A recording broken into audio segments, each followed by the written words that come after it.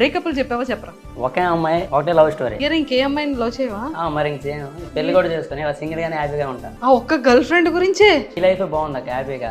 మరి కళ్ళంటే వాటర్ ఎందుకు వస్తుంది? అంత ఇష్టం నీకు అమ్మాయి అంటే? అమ్మ నాన్న తర్వాత ఎవరైనా ఇష్టం అంటే ఆ అమ్మాయి పేరు చెప్తా ఫస్ట్. అయితే సో ఏమైనా ఇన్కమ్ వస్తుందా నీకు దీని మీద?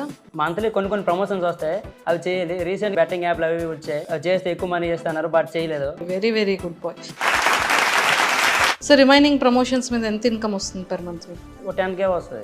మరి ఏ ధైర్యంతోరా బయటకు అమ్మాయిని రేపుకెళ్ళి పెళ్లి చేసుకుంటానన్నా? మరి గొడవలు అయిన తర్వాత చాలా చిరాకు వచ్చి ఫ్రస్ట్రేట్ అయిపోయి అబ్బాయిలు వదిలేస్తారు కదరా అమ్మాయిల్ని. ఒకసారి అమ్మాయిని ట్రూగా లవ్ చేస్తే అసలు మర్చిపోయాం. నైట్ పడుకునేటప్పుడు గుర్తు వస్తే ఆ బాధ ఎలా ఉంటుంది అంటే కొన్నిసార్లు సూసైడ్ చేసుకుని అనిపిస్తుంది.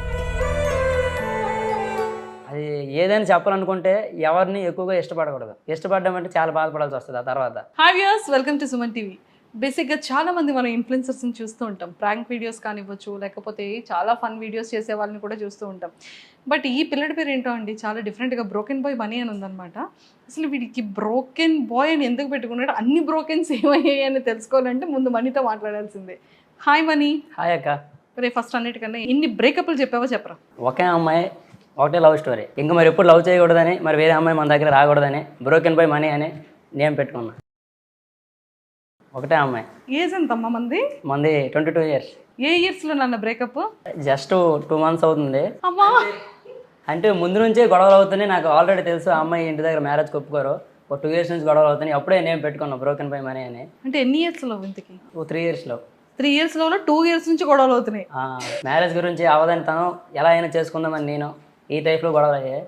అయితే ఫైనల్గా తను ఒప్పుకోలేదు. మరి గొడవలు ఇవన్నీ జరిగాయి. తను హ్యాపీగా ఉండాలన్నా నేను హ్యాపీగా ఉండాలన్నా ఇద్దరికిద్దరం దూరం అయిపోయాం.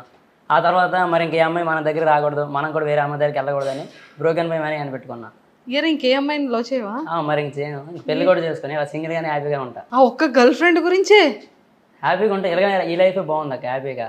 మరి కళ్ళంటే వాటర్ ఎందుకు వస్తుంది? వాటర్ అంటే కొన్ని గుర్తు చేస్తున్నారు కదా, ఇప్పుడు అన్ని గుర్తు వస్తే అలా. అవునా, అంత ఇష్టం నీకు అమ్మాయి అంటే? నానమ్మ అక్క. ప్రాణమా? అమ్మ నాన్న తర్వాత ఎవరైనా ఇష్టం అంటే ఆ అమ్మాయి పేరు చెప్తా ఫస్ట్. అయితే ఏంట్రా ఎందుకు అంత ఇష్టం? మరి ఎందుకు అమ్మాయి మరి వదిలేసింది? అమ్మాయి ఏం వదిలేదు, కొన్ని ఫ్యామిలీ ప్రాబ్లమ్స్. వాళ్ళ ఇంటి కొంచెం వాళ్ళు రిచ్, నేను పూరు. వాళ్ళు కొంచెం స్టేజ్ ఫీలింగ్ ఎక్కువ వాళ్ళకి, మనకి ఒప్పుకోరు పెళ్ళికి. అమ్మాయిని తీసుకెళ్ళిపోతానికి కూడా చెప్పా, బట్ తను రాను అనేసి తన చెల్లి వాళ్ళ నాన్న వాళ్ళందరూ బాధపడతారు. అలా చేయడానికి అవదా, కాకపోతే కలిసి చచ్చిపోతాం ఉంది. ఇంకా ఇద్దరికిద్దరు దూరంగా ఉంటే బాగుంటుందని కొన్నిసార్లు నైట్ గుర్తు వస్తుంది. అది చూసి బాధ అనిపిస్తుంది. మళ్ళీ ఏం చేయాలో అర్థం కాక మళ్ళీ మూవ్ అని అయ్యి ఈ టైంలో నాకు వీడియోలు చేయాలని బాగా ఇంట్రెస్ట్ పుట్టింది. తను మర్చిపోవడానికి ఏదో ఒకటి చేయాలి అని ట్రై చేసేటప్పుడు నాకు చిన్నప్పటి నుంచి యాక్టింగ్ అనేది చాలా ఫ్యాషన్ అనమాట, ఇంట్రెస్ట్. హైదరాబాద్ వెళ్ళా, 2 years ఇండస్ట్రియల్ చుట్టూ తిరిగా, కృష్ణనగర్ అవన్నీ తిరిగా. అయితే ఆడిషన్స్, అన్ని సీరియల్ ఆడిషన్స్, మూవీ ఆడిషన్స్ అన్నిటికీ తిరిగా. అందరూ కూడా సెలెక్ట్ అయ్యే తర్వాత కాల్ చేస్తానని చెప్పడమే కానీ ఎవరు కూడా కాల్ చేయలేదు. ఇలా మనం ఎందుకు ఆడిషన్స్ చుట్టూ ఆఫీసుల చుట్టూ తిరగాలి, మనం కూడా ఏదైనా ఓన్ కంటెంట్తో చేద్దాం, జనాలందరికీ ఫస్ట్ మనం తెలియాలి, తర్వాత వాళ్ళే మన కాంటాక్ట్ అవుతారు. నేను చాలాసార్లు మీ సుమన్ టీవీలో ఇన్ఫ్లుయెన్సర్స్ అందరిని చూసా. నేను కూడా ఎప్పుడో ఒకసారి వచ్చి మీతో మాట్లాడలేను అనుకున్నా, కానీ ఇలా మీతో ఎదురుగా వచ్చి మాట్లాడతాను అనుకోలేదు. మాట్లాడి నా కష్టాలన్నీ చెప్పుకోవాలనుకున్నా. చాలామంది కూడా ఏంటంటే సక్సెస్ అయినప్పుడు ఏది చెప్పినా, అబద్ధాలు చెప్పినా నమ్ముతారు. కానీ నార్మల్గా ఉండేటోడు నిజాలు చెప్పినా సరే ఎవడు పట్టించుకోడు. ఇలా స్టేజ్ మీదకి వచ్చి ఇలా మాట్లాడి నా బాధలని చెప్పుకోవాలని నాకు చిన్నప్పటి నుంచి అనిపించేది. ఇలా నా కష్టం అంతా. ఓకే, సో అందుకని ఇప్పుడు చెప్పేస్తాం మొత్తం మనసులో ఉండేదంతా. అమ్మ నాన్న ఏం చేస్తుంటారు? ఫార్మర్స్ అనమాట. సో ఎంతమంది బ్రదర్స్ సిస్టర్స్ ఉన్నారు? నాకు ఒక చెల్లి ఉంది, ఒక తమ్ముడు ఉన్నాడు. నాకు వీడియో చేయడానికి మెయిన్ సపోర్ట్ ఎవరంటే మా తమ్ముడు. మా నాన్న ఏం పని చేయకుండా ఊరి మీద తిరుగుతూ వీడియోలు చేస్తుంటే తిట్టేవాడు.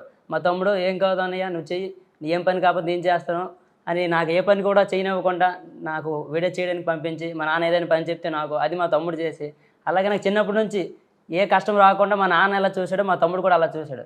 నాకు ఏదైనా బెస్ట్ ఏదైనా లైఫ్లో ఉందంటే మా తమ్ముడు. సో ఏం చదువుకున్నావు? నేను ఇంటర్ కంప్లీట్ అయింది, ఓపెన్ డిగ్రీ కట్టేసి ఇలా వీడియోస్ మీదకి వచ్చా. సో ఏమైనా ఇన్కమ్ వస్తుందా నీకు దీని మీద? ఇన్కమ్ అంటే మంత్లీ కొన్ని ప్రమోషన్స్ వస్తాయి, అవి చేయాలి. రీసెంట్గా టెలిగ్రామ్ అంటే బెట్టింగ్ యాప్లు అవి వచ్చాయి, అవి చేస్తే ఎక్కువ మనీ చేస్తున్నారు, బట్ చేయలేదు. మళ్ళీ బెట్టింగ్ వల్ల ఎవరైనా లాస్ అయిపోతుంది మనకి, అవన్నీ రిస్క్ అనేసి వదిలేసా.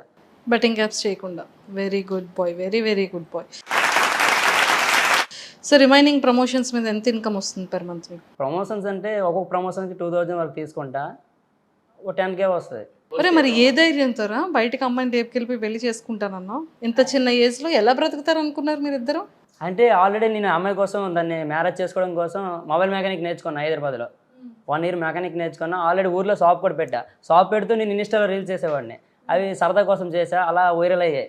ఆ తర్వాత నాకు షాప్ అంతా పక్కన పెట్టి ఇదే ఫీల్డ్లో ఉంటామని యూట్యూబ్ ఛానల్ క్రియేట్ చేసి ఓన్గా కెమెరా తీసుకుని మొదలుపెట్టా. అయితే ఈ మధ్య రీచ్ వస్తుంది, బాగానే ఉంది. రెవెన్యూ ఎంత వస్తుంది నీకు యూట్యూబ్ మీద? యూట్యూబ్ అంతా ఇంకా యూట్యూబ్ నుంచి మనీ రావడం లేదు, దగ్గరలో ఉంది. కానీ ఉన్న చేతిలో ఉన్నటువంటి వర్క్ని అలా వదిలేసి పక్కన పడేయకూడదు కదా? అంటే మళ్ళీ ఎప్పుడైనా ఫ్యూచర్లో స్టార్ట్ చేస్తా. ఫస్ట్ ఏంటంటే నా గోల్ యాక్టర్ అవ్వాలి. టీవీలో నన్ను నేను ఒకసారి అని చూసుకోవాలి. అది నా డ్రీమ్ అనమాట. నన్ను కాదని వెళ్ళిపోయింది అమ్మాయి. ఇప్పుడు ఆ అమ్మాయి ఏం చేస్తుందంటే ఎలా అయినా జాబ్ కూడా నేనేంటో ఈయన చూపించాలనుకుంటుంది. నేను కూడా ఆ అమ్మాయి నన్ను ఎందుకు వదులుకుంది, నేను అందరికీ తెలియాలి. అప్పుడు ఇలాంటి వాడిని ఎందుకు మిస్ అయ్యాను అన్నట్టు మళ్ళీ ఆమె నా దగ్గర రావాలి. తనకి ఇంకా మ్యారేజ్ అవ్వలేదు. ఇంకా 2 ఇయర్స్ 3 ఇయర్స్ వరకు కూడా మ్యారేజ్ అవ్వదు. తను ఎలా అయినా నా దగ్గరకు వస్తుంది. తన మీద నాకు నమ్మకం ఉంది. బట్ ఏంటంటే నేను సక్సెస్ అవ్వాలి ఫస్ట్. వాళ్ళ ఇంటి దగ్గర గ్యారంటీ ఒప్పేస్తుంది. ఇంకా లవ్ ఫెయిల్యూర్ అవ్వలేదు, ఇంకా ఉంది. మాట్లాడుకుంటున్నారా మీరిద్దరు? మాట్లాడుకోం, ఇద్దరికిద్దరం సోషల్ మీడియాలో చూసుకుంటాం అప్డేట్స్ అంతే. తను ఏదైనా స్టోరీ పెడితే చూడడం, మనం ఏదైనా స్టోరీ పెడితే చూడడం, మాట్లాడాలనిపిస్తుంది, మాట్లాడడం.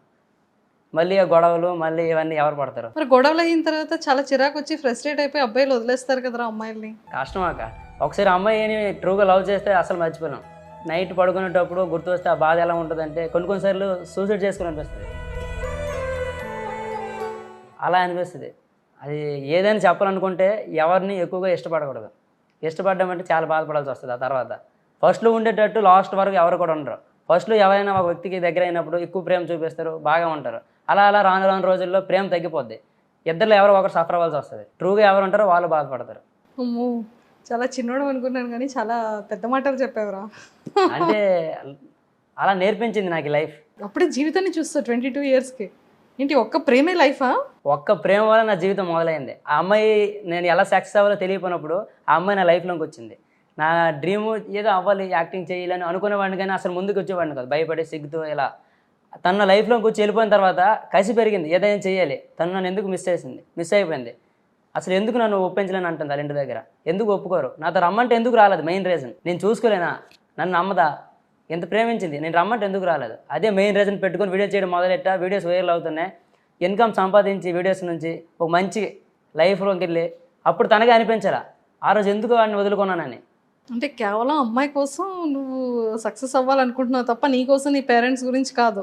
అంటే నేను ఆల్మోస్ట్ సక్సెస్ అయితే మా పేరెంట్స్ అందరు కూడా ఉంటారు కదా బ్యాక్ సైడ్. సో నీ ఫ్యూచర్ గోల్స్ ఏంటి? నా ఫ్యూచర్ గోల్ ఏంటంటే యాక్టర్ అవ్వాలి. స్క్రీన్ మీద నన్ను నేను ఒకసారి నేను చూసుకోవాలి. నాకు యూట్యూబ్ రావడం చాలా ఇష్టం. యూట్యూబ్ అంటే నాకు ఎక్కువ ఇష్టం. యూట్యూబ్లో రోజు నేను లాంగ్ లెంత్ ఎవరైనా షార్ట్ వీడియోలు చేస్తారు, నేను రోజుకి లాంగ్ లెంత్ వీడియోలు 15 మినిట్స్ కంటెంట్తో 2 వీడియోలు అప్లోడ్ చేస్తాను. ఒక రోజు మొత్తం ఒక వీడియోని అప్లోడ్ చేయకపోతే నైట్ నిద్ర పట్టదు. మార్నింగ్ అంతా షూట్ చేయాలి, నైట్ అంతా ఎడిటింగ్ చేయాలి. అదే నా పని. ఇందులో నా బెస్ట్ ఫ్రెండ్ ఒక ఫ్రెండ్ ఉన్నాడు, నాతో పాటు ఇద్దరం కలిసి రీల్ చేస్తాం. ఆడు కూడా నాకు బాగా హెల్ప్ చేశాడు, విష్ణు అని. నాకైతే ఇప్పటివరకు ఎవరు కూడా నా లైఫ్లో అమ్మాయి అంటే తను కూడా మోసం చేయలేదు. కొన్ని రీజన్స్ వల్ల వెళ్ళిపోయింది. అందరూ కూడా మంచిగా చేస్తారు, ఎవరు కూడా చెడు చేయలేదు. ఒక మంచి ఫ్యామిలీ, అంత బాగానే ఉంది. సో మొత్తానికైతే ఒక మంచి అదే ఏదైనా ఒక మంచి ఆర్టిస్ట్గా సక్సెస్ అవ్వాలనుకుంటున్నావు, ఇండస్ట్రీకి రావాలనుకుంటున్నావు, మళ్ళీ కసితో వర్క్ చేస్తే అమ్మాయి బ్యాక్ వస్తుందని అనుకుంటున్నావు. మరి 22 ఇయర్స్ ఇంత ఎలారా? సరే, ఇక్కడ ఇన్ఫ్లుయెన్సర్స్ని ఎవరినైనా చూస్తుంటావా? వైజాగ్లో, విజయవాడ, హైదరాబాద్ ఇన్ఫ్లుయెన్సర్స్ ఎవరిని ఎక్కువ ఫాలో అవుతుంటావు?